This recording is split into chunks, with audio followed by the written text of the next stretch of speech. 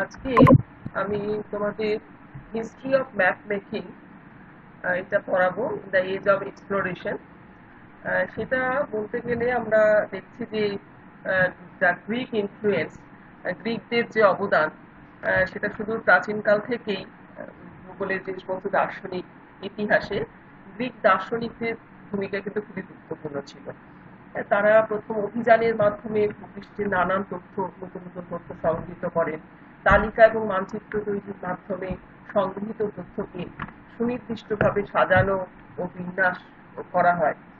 এরপরে আমরা গ্রিক দার্শনিকদের মধ্যে হোমারের এতে আমরা দেখেছি পৃথিবী সম্পর্কিত কিছু ধারণা। তিনি দিয়েছিলেন যে পৃথিবী গোলাকার, এর চারদিক বিশাল সমুদ্রের ন্যায় দড়ি দ্বারা বেষ্টিত। তিনি আকাশকে একটা কঠিন অবতলাকৃতির রূপে কল্পনা করেছিলেন। এরকম ভাবে উনি একটা পৃথিবী সম্পর্কিত বর্ণনা দিয়েছিলেন। এরপরেও আমরা থ্যালেসের কাছ থেকেও কিছু পৃথিবী সংক্রান্ত ধারণা পাই। কিন্তু অ্যানাক্সিমেন্ডার উনি 610 থেকে 546 বিসি বিফোর ক্রাইস্ট, তিনি প্রথম এই মানচিত্র অঙ্কন, তিনি মানচিত্র অঙ্কনের ধারণাটা দেন। তিনি বহু স্থান ভ্রমণ করেছিলেন এবং তিনি প্রথম স্কেল অনুসারে মনুষ্য বসতিযুক্ত এলাকাগুলি মানচিত্র অঙ্কন করেন। তার মানচিত্র মূলত 2700 খ্রিস্টপূর্বাব্দে সুমেরীয়দের সৃষ্ট চিত্রধর্মী মানচিত্রের উপর নির্ভর করে আঁকা। তার মানচিত্রে তিনি দেখিয়েছিলেন গ্রিস ইউরেশিয়ার মধ্যস্থলে অবস্থিত এবং পৃথিবীর চারপাশ সমুদ্র দ্বারা বেষ্টিত। এইভাবে আমরা দেখছি যে অ্যানাক্সিমেন্ডার উনি একটা মানচিত্র অঙ্কনের ধারণা আমরা পাচ্ছি। এরপরে হেকাটিয়াস, উনিও আলেকজান্ডার রচিত পৃথিবী মানচিত্রটিকে তিনি তার অভিজ্ঞতা অনুযায়ী নিখুঁতভাবে আঁকেন এবং বর্ণনামূলকভাবে তিনি তৈরি করেন। এরপরে আমরা হেরোডোটাসের কাছ থেকেও যে পৃথিবীর বিভিন্ন অঞ্চলের বিবরণ পেয়েছি এবং এরপরে তোমার প্লেটো পৃথিবী সম্পর্কে বিভিন্ন ধারণা দিয়েছেন। অ্যারিস্টটলের কাছ থেকে আমরা কিছু মানুষ প্রকৃতি সম্পর্ক পেয়েছি। আর আলেকজান্ডার উনি যেহেতু অভিযান করেছিলেন বিভিন্ন, আলেকজান্ডারের কাছ থেকে বিভিন্ন অভিযান চালানোর জন্য তার বিভিন্ন দেশের সম্পর্কে একটা ধারণা পাওয়া যায় তার বর্ণনা থেকে, তার অভিযানের বিভিন্ন বর্ণনা থেকে আমরা সেটা পাচ্ছি। আর এরাটোস্থানিস, আমরা এই গ্রিক ইনফ্লুয়েন্সের মধ্যে এরাটোস্থানিসের নাম আমরা নিশ্চয়ই খুব ভালোভাবে জানি। তিনি অঞ্চলের বর্ণনা দিতে গিয়ে যেমন ভারতবর্ষের আকৃতি বলেছেন অনেকটা রম্বসের মতো, এবং এর উত্তর দিকে রয়েছে হিমালয় পর্বতমালা, যেটা হিমায়ুষ উনি বলছিলেন। এছাড়া সিন্ধু নদ উত্তর দক্ষিণ বরাবর প্রবাহিত, গঙ্গা পশ্চিম পূর্ব বরাবর প্রবাহিত হয়ে পূর্ব সাগরে পতিত হয়েছে। এইরকম ভাবে উনি একটা ডেসক্রিপশন ভারতীয় উপমহাদেশ যে কিছুটা দক্ষিণ পূর্ব দিকে প্রক্ষেপিত সে সম্পর্কে বলেছেন। নিম্নদ সম্পর্কে তার একটা জ্ঞান সঠিক ছিল। সেই জন্য তিনি পৃথিবীর মানচিত্র অঙ্কন করেন সঠিকভাবে। এরাটোস্থানিস খুব সঠিকভাবে পৃথিবীর মানচিত্রটা কিন্তু অঙ্কন করতে সক্ষম হয়েছিলেন।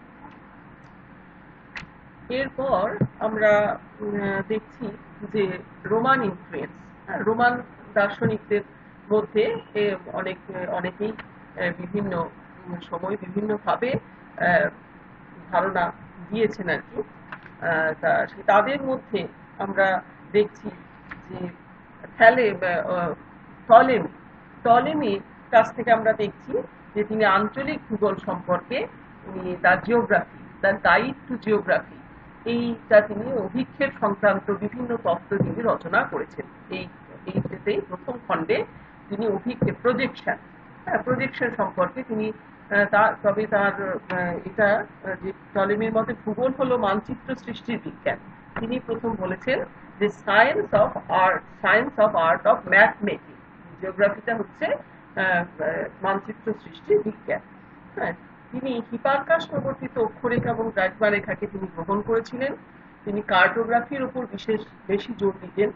তবে পূর্ব পশ্চিম বরাবর স্থলভাগের বিস্তার সম্পর্কে তার ধারণা ভুল থাকায় তার অঙ্কিত পৃথিবীর মানচিত্রটি ছিল ত্রুটিপূর্ণ। তবে তার পূর্বসূরীদের তুলনায় তার অভিক্ষেপ নির্মাণের গাণিতিক পদ্ধতি অনেকটা উন্নত ছিল। তিনি নিরক্ষরেখা এবং অন্যান্য অক্ষরেখাগুলিকে সমান্তরাল বক্ররেখা রূপে এবং দ্রাঘিমা রেখাগুলিকে সরলরেখা রূপে অঙ্কন করেন এবং দ্রাঘিমাগুলি নিরক্ষরেখাকে সমকোণে ছেদ করেছে। আবার কোনো কোনো অভিক্ষেপে তিনি দ্রাঘিমা রেখাগুলিকে বক্ররেখা রূপে অঙ্কন করেছেন এবং দ্রাঘিমাগুলি মেরুতে গিয়ে মিশেছে। এইভাবে দ্রাঘিমা এবং অক্ষরেখার সাহায্যে তিনি তৎকালীন পৃথিবীর বেশ কিছু গুরুত্বপূর্ণ স্থানের অবস্থান নির্ণয় করেছিলেন। সেজন্য তার একটা গুরুত্বপূর্ণ ভূমিকা আমরা দেখতে পাচ্ছি। এরপরে আমরা দেখছি যে তিনি ভারতের সম্পর্কেও কিছু বলেছিলেন, যে টলেমি বলেছেন যে তোমার ভারতের পূর্ব পশ্চিম উপকূলটি নির্ভুলভাবে টলেমি অঙ্কন করেন। গঙ্গার উৎস, উপনদী এবং বঙ্গোপসাগর সম্পর্কে তার ধারণাও ছিল তাৎপর্যপূর্ণ। আচ্ছা, এবারে আমরা দেখছি the middle ages. Middle ages হচ্ছে তোমার যেটা মধ্যযুগ আর কি, মধ্যযুগ, তারপর ডার্ক এজেস, আর্লি নেভিগেশন যেটা এজ অফ এক্সপ্লোরেশন হচ্ছে। এরপরে আমরা Christopher Columbus, Ferdinand Magellan, Gerardus Mercator, এনাদের অবদান আমরা পড়ব। এছাড়া তারপরেই আসবো আমরা modern atlas, the birth of modern map making, surveying, geographic information system and the future of map making। তাহলে আমরা হিস্ট্রি অফ ম্যাপ মেকিং সেটাকে আমরা এইভাবে বিভিন্ন পার্টে ভাগ করে করে আমরা পড়ব। The first known map was created in 2300 BCE by Babylonians living in what is now now modern day Iraq। এরপরে আমরা পিথাগোরাসের এটা পাচ্ছি। অ্যারিস্টটল বলেছিলেন দ্য আর্থ ইজ স্ফেরিক্যাল, এরাটোস্থেনিসের তো কথা আমরা পড়লামই। এবং গ্রিকস ইউজ ট্রিগোনোমেট্রি, এই গ্রিকরাই প্রথম ট্রিগোনোমেট্রির যে একটা ধারণা, ত্রিকোণমিতির ধারণা তারা প্রয়োগ করে। রোমান ইনফ্লুয়েন্সের মধ্যে তো আমরা পড়লাম। আর মিডিয়েভাল এবং রেনেসাঁস ম্যাপ মেকিং, যেখানে আমরা দেখছি যে মধ্যযুগটাতে একটুখানি মানচিত্র অঙ্কনের ধারণাগুলো একটু উলটপালট হয়ে যায়। সেখানে তোমার Jerusalem was the centre of the known world, তখন আমাদের যে জানা পৃথিবী তার মাঝখানে জেরুজালেম ছিল, সেইটা সম্পর্কে তারা একটা ধারণা দেয়। আর টলেমির কাছ থেকে, টলেমি হচ্ছে একজন বড় কার্টোগ্রাফার, তার সম্পর্কে আমরা জানলাম কিভাবে অক্ষাংশের মাধ্যমে করেছেন। his 8-volume atlas Geographia, যেটা জিওগ্রাফি নামে পরিচিত, it includes an index of place names, বিভিন্ন জায়গার নাম সম্পর্কে সেখানে বলা আছে, স্কেল সম্পর্কে বলা আছে, ঠিক আছে, বা কনভেনশনাল সাইন্স উইথ লেজেন্ডস, আমরা যেটা মানচিত্রে বিভিন্ন প্রচলিত প্রতীক চিহ্ন ব্যবহার করি, সেই প্রতীক চিহ্ন সমূহ এবং তার যে লেজেন্ডস থাকে সেই লেজেন্ড সম্পর্কে বলেছেন। The practice of orienting maps, map কিভাবে ওরিয়েন্টেশন হবে, কোনটা নর্থ, কোনটা সাউথ, ইস্ট, ওয়েস্ট, এইভাবে ওরিয়েন্টেশন অফ ম্যাপ মেকিং কিন্তু করেন। এরপরে আমরা দেখছি the map making develop significantly with the ancient Greeks. The map drawn by Hecataeus in the 6th century BC shows the world as an island with Greece at its center.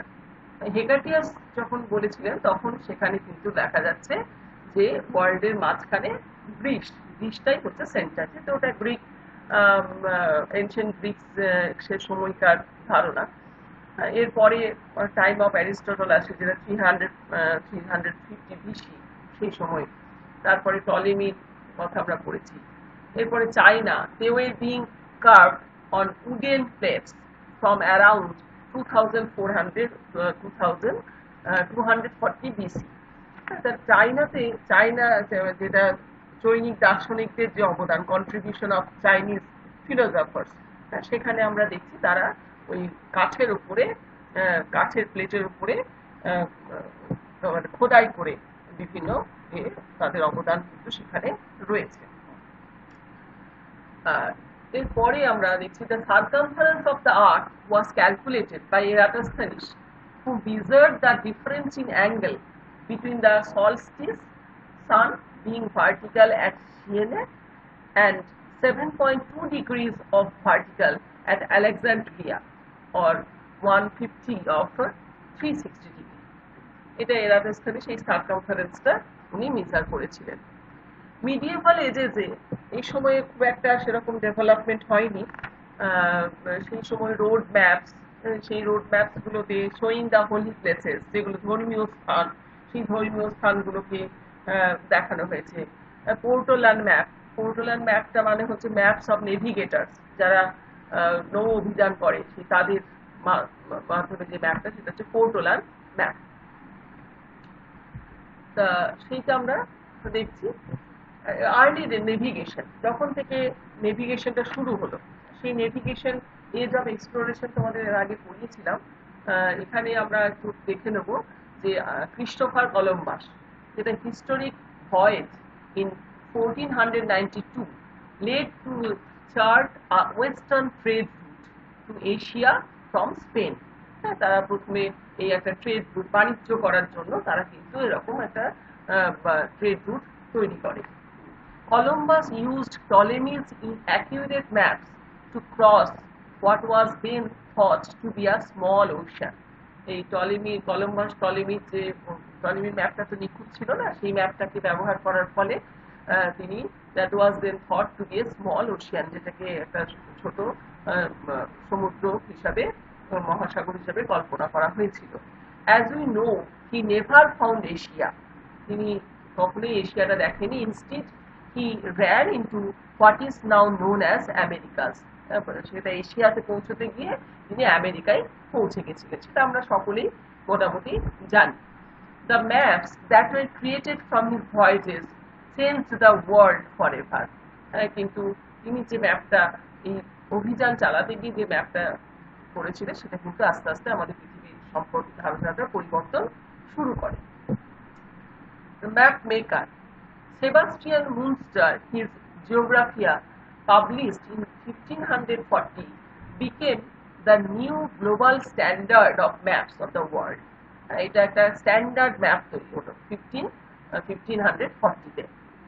Ferdinand Magellan in 1519, Magellan was sent by Spain to once again find a trade route Asia. ম্যাজেলানকে আবার পাঠানো হয়েছিল যে আবার Asia যাওয়ার একটা রাস্তা, বাণিজ্য পথ, সেটা দেখার জন্য। This time they were searching for a way through the Americas. তখন তারা আমেরিকার মধ্যে দিয়ে যাওয়ার ব্যাপারটা, আমেরিকাকে কেন্দ্র করে যাওয়ার ব্যাপারটা ভাবনা চিন্তা করে।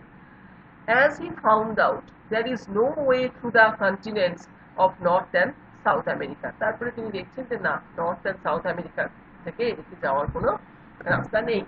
Magellan sailed to and around the tip of modern day South America to reach Asia. আমাদের যে এখন বর্তমানে যে দক্ষিণ আমেরিকা, তার একদম দক্ষিণ প্রান্ত দিয়ে গিয়ে তিনি এশিয়াতে পৌঁছানোর একটা রাস্তা খুঁজে পেলেন। His work forever be remembered, as he was the first man to circumnavigate the earth.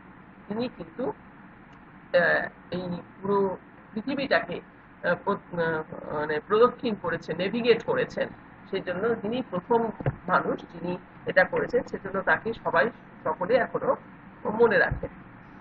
জেরার্ডাস marketer, marketer তোমরা মার্কেটার প্রজেকশন শুনেছো, এনার নাম অনুসারেই মার্কেটার প্রজেকশন পরে হয়েছে।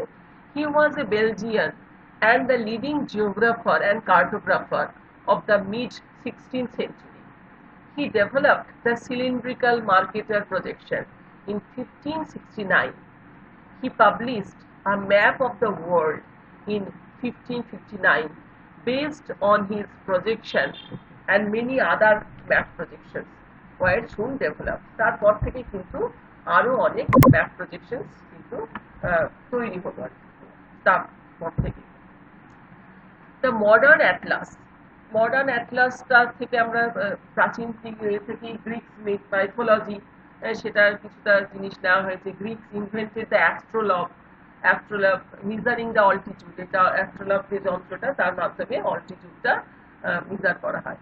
এছাড়া যে ব্যবহার হয়েছিল ক্রস স্টাফ, সেক্সট্যান্ট যন্ত্র, কম্পাস শোয়িং ম্যাগনেটিক নর্থ, এখন তোমরা যেটা প্রিজমেটিক কম্পাস ব্যবহার করো সেই রকমই।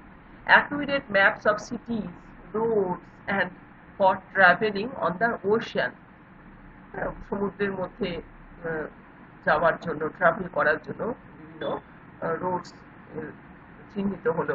অ্যারোনটিক্যাল ম্যাপ তৈরি হয়, এরকম বিভিন্ন ভাবে ম্যাপগুলো তৈরি হচ্ছে। তারপরে যে ডেভেলপমেন্টটা হচ্ছে the GIS, the Canada geographic information system, created in 1962, was the first GIS and was used to store, analyze and manipulate data collected for the Canada Land Inventory. The biggest revolution in map making occurred in the 1970s with the development of GIS. তোমরা already GIS এ কাজ করেছো। QGIS যেটা software ব্যবহার করে বিভিন্ন map তৈরি করেছো, প্রোপ্লেট map, thematic map এগুলো করেছো, জিও রেফারেন্সিং করেছো। তাহলে এখনকার দিনে এটা মডার্ন ডেভেলপমেন্ট, যেটা প্রথম শুরু হয়েছে কানাডা জিওগ্রাফিক ইনফরমেশন সিস্টেম থেকে 1962 এ। এরপরে সোনার এবং এখন the first satellite was launched into space in 1957 by the former Soviet Union. আর এরপরে যেটা এখন গুগল আর্থ, তোমরা গুগল আর্থ খুললেই বিভিন্ন জায়গা তুমি নেভিগেট করতে পারবে, বাড়িতে বসেই কম্পিউটারের মাধ্যমে গুগল আর্থে বিভিন্ন জায়গার লোকেশন, বিভিন্ন জায়গার ম্যাপ এখানে কিন্তু করা আছে। তাই এটা আমরা একটা ব্রিফ একটা আইডিয়া পেলাম। এবার আমরা যদি একটু ডিটেলে যাই যে একদম ইমার্জেন্স অফ জিওগ্রাফি, যেটা এক্সপ্লোরেশন অ্যান্ড ম্যাপিং, কিভাবে এক্সপ্লোরেশন হলো, ম্যাপিং তৈরি হলো, সেটা যদি আমরা একটু ডিটেলে যাই, সেখানে আমরা দেখব as people travel they encounter different environments and peoples. আমরা যখন কোনো জায়গায় ঘুরতে যাচ্ছি, ভ্রমণ করতে যাচ্ছি, তখন কি হয়, আমরা চারপাশের পরিবেশটা সম্পর্কে, আমাদের বিভিন্ন ধরনের পরিবেশের সাথে আমরা পরিচিত হই, বিভিন্ন মানুষের সাথে পরিচিত হই। এটা আমাদের একটা আনুষঙ্গিক একটা ট্রাভেলের সাথে যুক্ত হয়ে যায়। Such variations are intellectually stimulating.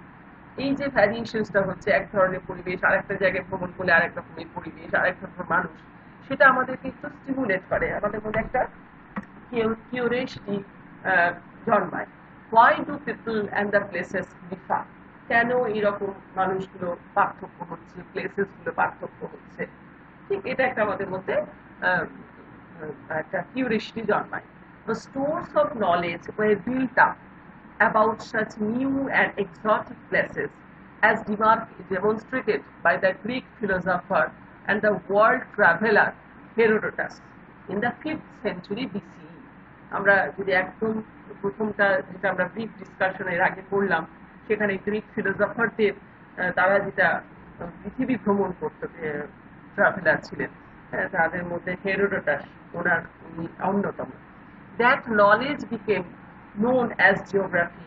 এই যে ঘুরে বেড়ানো, ভ্রমণ করা, ভ্রমণের মাধ্যমে যে সমস্ত তথ্য সংগৃহীত হতো, সেগুলোই অ্যাকচুয়ালি ছিল ভূগোল।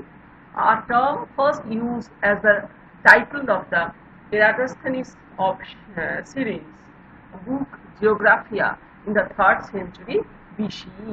তোমরা জানো যে এরাটোস্থেনিস প্রথমে জিওগ্রাফি টার্মসটা কিন্তু উনি ব্যবহার করেছিলেন।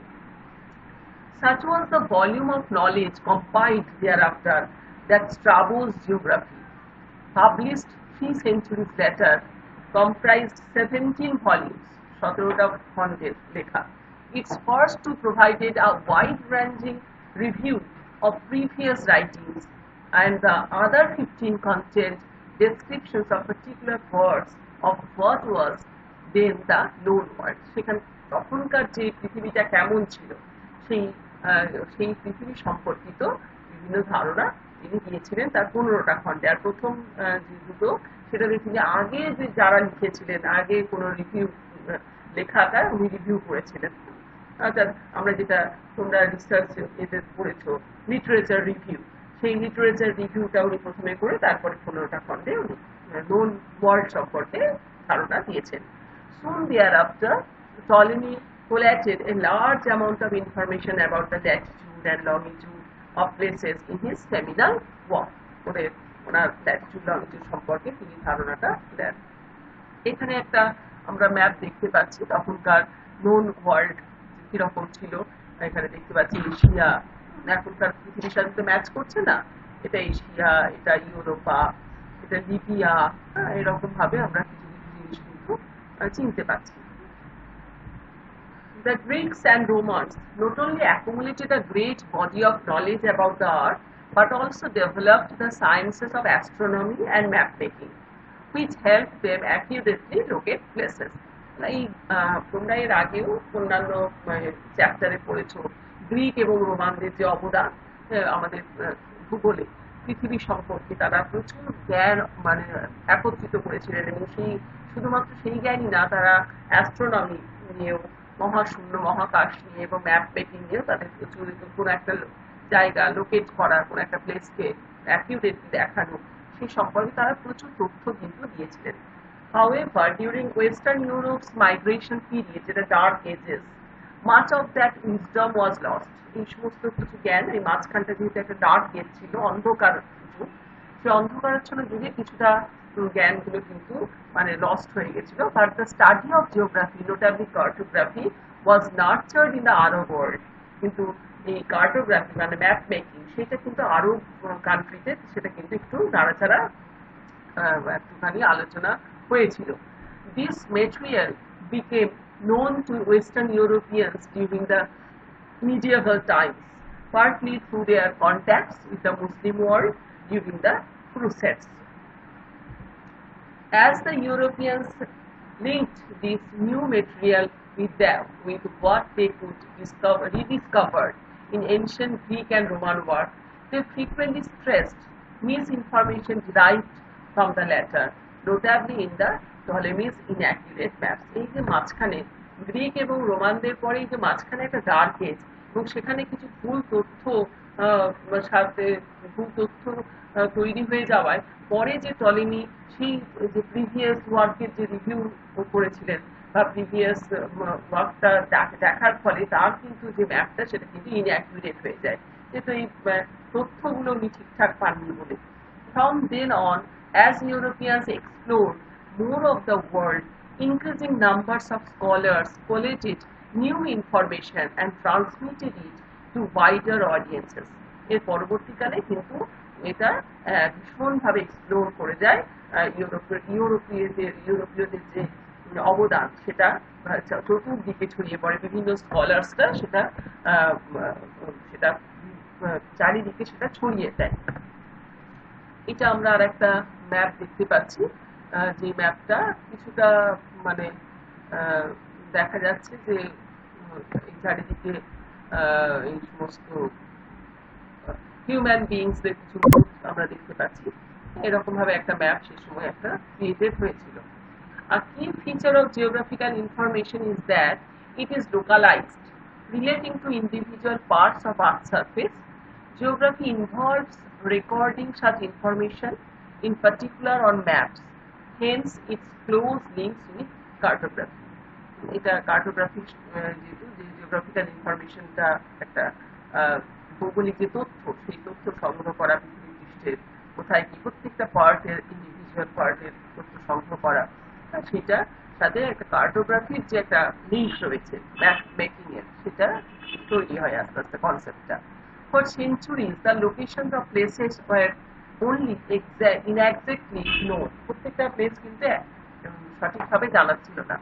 Where to plot information on maps was frequently debated. কোথায় ম্যাপে কোন জায়গায় কি ইনফরমেশন দেওয়া হবে সেগুলো সম্পর্কে ভীষণ একটা তর্ক বিতর্ক হতো। As was drawing and demarcating boundaries around claimed territories, যে টেরিটরিটা রয়েছে সেটা কোন জায়গায় একটা ডিমার্কেশন হবে, বাউন্ডারিটা কোথায় টানা হবে, সেই নিয়ে একটা ডিবেটস হতো। These debates were only resolved with more accurate and standardized cartographic practices. এইভাবে তর্ক বিতর্কের মাধ্যমে কিন্তু পরবর্তীকালে একটা স্ট্যান্ডার্ড একটা কার্টোগ্রাফিক প্র্যাকটিস তৈরি হয়ে যায়। Meanwhile, collection of maps were assembled and published in atlases, a term first used by the 16th century Flemish surveyor and cartographer Gerardus Mercator. তিনি প্রথম কিন্তু এই অ্যাটলাস এই টার্মটা তিনি ইউজ করেন তিনি for his collection of maps of northern Europe published in 1595. The first collection of maps of the world, epitome of the theatre of the world, 1570, was produced by Mercator's contemporary, the Belgian cartographer Abraham Ortelius. উনি প্রথম কিন্তু এটা করেছিলেন epitome of the theatre of the world. ওনার সমসাময়িক ছিলেন এই Abraham অর্টেলিয়াস। The science of surveying was employed to make detailed large-scale maps of the land surface.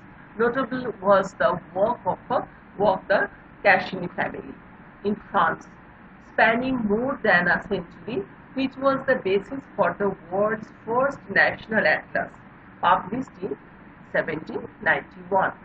তারপর থেকে কিন্তু কি হলো সায়েন্স অফ সার্ভেইং, এই যে সমীক্ষা বিভিন্ন জায়গায় আমরা ফিল্ড সার্ভে করি, ফিল্ড সার্ভে করে বিভিন্ন তথ্য সংগ্রহ করা হয়ে থাকে, সেই সার্ভেইং এর মাধ্যমে একটা বড় ম্যাপ লার্জ স্কেল ম্যাপ তৈরি করার জন্য ডিটেল পিকচার সেখানে পাওয়া যাবে এই সার্ভেইং এর মাধ্যমে। দেখো এখন এবারে ম্যাপটা একটুখানি যেন ঠিকঠাক আসলো, শেপটা যেন কিছুটা ঠিক এসেছে, তাও এই South America shape North America shape ততখানি সঠিক হয়নি, এই দিকটা মোটামুটি যেন একটু ঠিক লাগছে। Thus, the evolving practice of geography involved mapping the world, drawing outlines of what theretofore were terrain incogniti, and filling them in with details about their physical environments and people inhabiting them. এরপরে আস্তে আস্তে physical world physical environment সম্পর্কে detail idea আসলো এবং সেখানে মানুষ যে বসবাস করছে সেই পরিবেশের সাথে মানুষের যে সম্পর্ক সেগুলো সম্পর্কে একটা ধারণা জন্মায়। Such geographical advances depended on improvements not only in cartography but also in astronomy, which was vital for navigation. নেভিগেশনের জন্য কিন্তু এই অ্যাস্ট্রোনমিক্যাল যে ধারণা সেটা খুব দরকার। Methods for determining latitude and longitude and measuring elevations and distances were refined and were of great value of navigators and explorers and their sponsors. এই যারা নেভিগেটরস নৌ অভিযাত্রী বা যারা অভিযাত্রী করছে তাদের জন্য এই লংিটিউড ল্যাটিটিউডের আইডিয়া, এলিভেশনসের মেজারমেন্ট পরিমাপ, সে ডিস্টেন্সের পরিমাপ, সেইগুলো আরো সুন্দরভাবে রিফাইন্ড হইতে পাওয়া গেল। Many expeditions such as those of the James Cook in the second half of the 18th century conducted scientific experiments that enabled advances in navigation and cartography and collected samples of flora and fauna that were used to classify knowledge about the natural world. As in the pioneering work of the 18th century French naturalist Georges-Louis, এছাড়া আমরা দেখছি যে এটা comte Buffon, এনাদের থেকেও আমরা পাচ্ছি। James কুকের নাম তোমরা নিশ্চয়ই আগে শুনেছো, তিনি এই যে নেভিগেশন এবং কার্টোগ্রাফির একটা অ্যাডভান্স এক্সপেরিমেন্টস কিন্তু দিয়েছিলেন। These links between geography, exploration, cartography and astronomy have been maintained, appearing as the first section of many contemporary atlases. As information accumulated, a new branch of geography was established by the late Middle Ages called chorography, যেটা কোরোলজি থেকে এসেছে, ক্ষেত্র বহুত্ব বিজ্ঞান। এই ক্ষেত্র বহুত্ব বিজ্ঞান থেকে এটা এসেছে, সেটা middle ages. Books describing hidden known world were used in geographical instruction at universities and elsewhere. Geography was not a separate discipline but was taught within established subjects such as mathematics and natural philosophy. তখন geography বলে আলাদা কিছু ছিল না, mathematics, philosophy এগুলোর সাথে in large part because it was of great importance to nation building and commerce. এটার সাথে প্রত্যেকটি সাবজেক্টেরই একটা আন্তঃসম্পর্ক ছিল।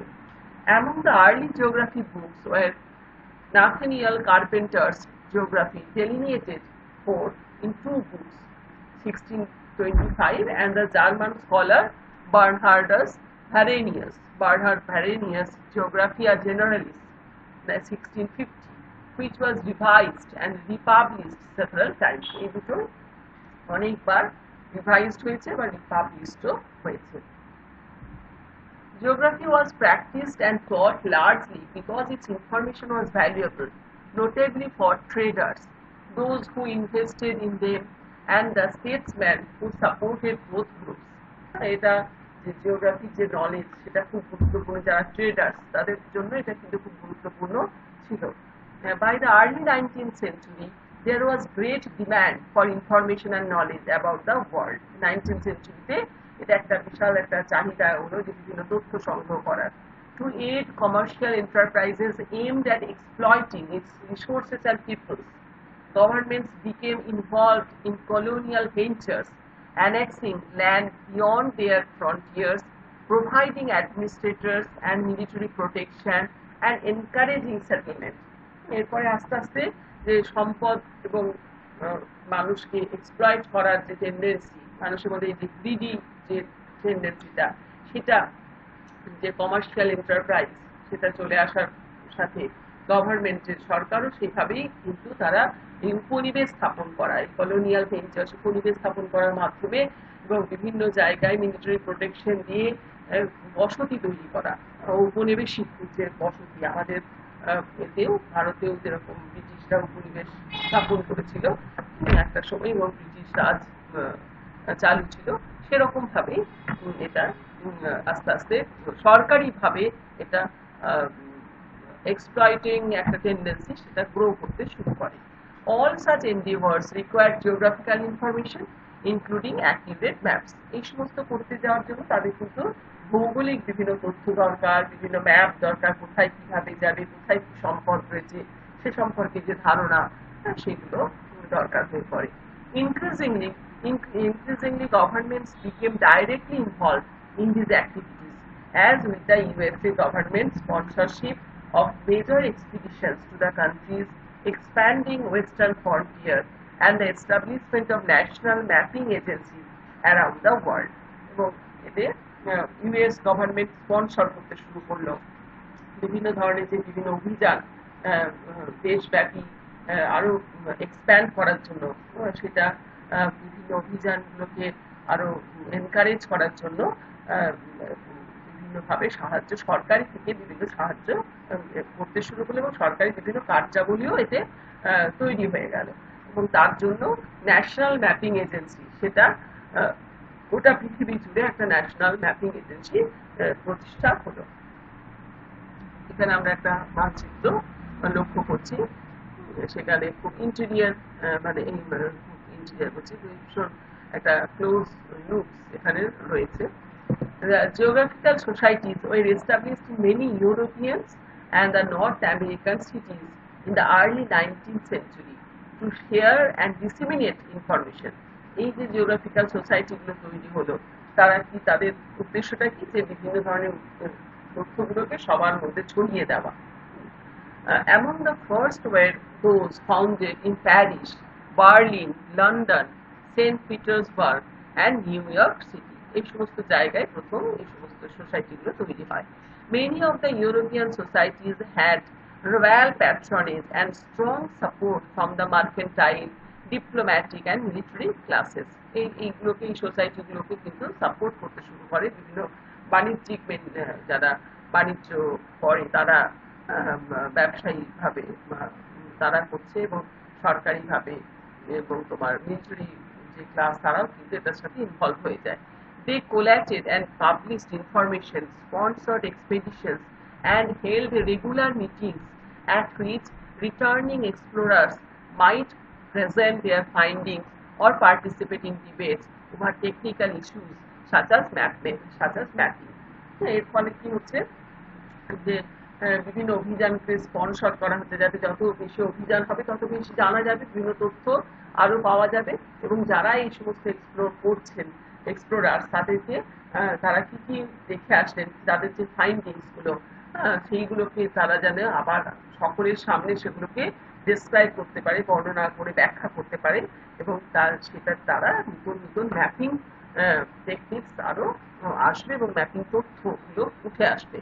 These societies were central to the 19th century mercantile and imperial ethos. তো আমরা যেটা দেখলাম যে কিভাবে আস্তে আস্তে ম্যাপ মেকিংটা, ম্যাপটা আস্তে আস্তে তৈরি হলো, যে এক্সপ্লোরেশনের মাধ্যমেই কিন্তু বিভিন্ন তথ্য সংগ্রহ করে এইভাবে ম্যাপটা আস্তে আস্তে এখন বর্তমান যে যে ম্যাপে আমরা পা দিয়েছি, যেটা হচ্ছে সফটওয়্যার ভিত্তিক যে সমস্ত ম্যাপ আমরা তৈরি করছি, যেটা রিমোট সেন্সিং টেকনোলজির মাধ্যমে, সেটা এখন মডার্ন ডেজ ইনোভেশন বা modern days advancement, technological advancement, সেটা আমরা দেখছি। সুতরাং এই হচ্ছে history of map making total.